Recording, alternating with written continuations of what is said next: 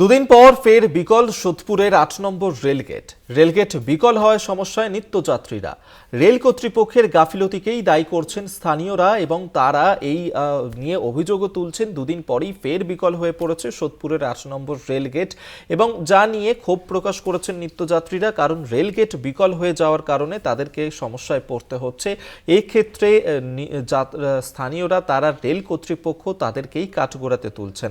জয়ন্ত মজুমদার আমাদের সঙ্গে টেলিফোনে রয়েছেন প্রতিনিধি, এই নিয়ে আরো কথা বলবো।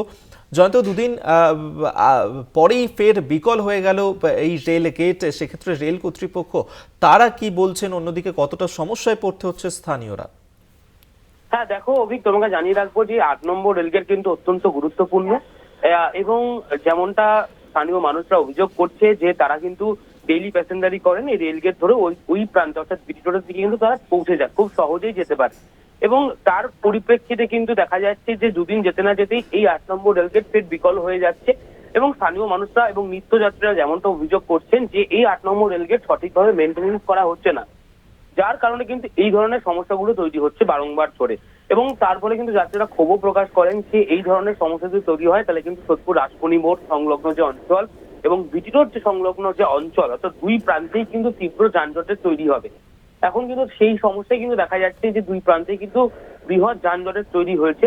তবুও রেল কিন্তু সেই উদ্যোগ নিয়েছে যাতে এই ৮ নম্বর রেলগেট যেটা বিকল অবস্থায় এই মুহূর্তে রয়েছে সেই রেলগেটকে যেন পুনরায় আগের অবস্থায় ফিরিয়ে আনা যায়, এমনটাই কিন্তু রেলের তরফ থেকে রেলের তৎপরতা কিন্তু চোখে পড়ছে। ধন্যবাদ তোমায়। জয়ন্ত মজুমদার আমাদের সঙ্গে টেলিফোনে ছিলেন প্রতিনিধি।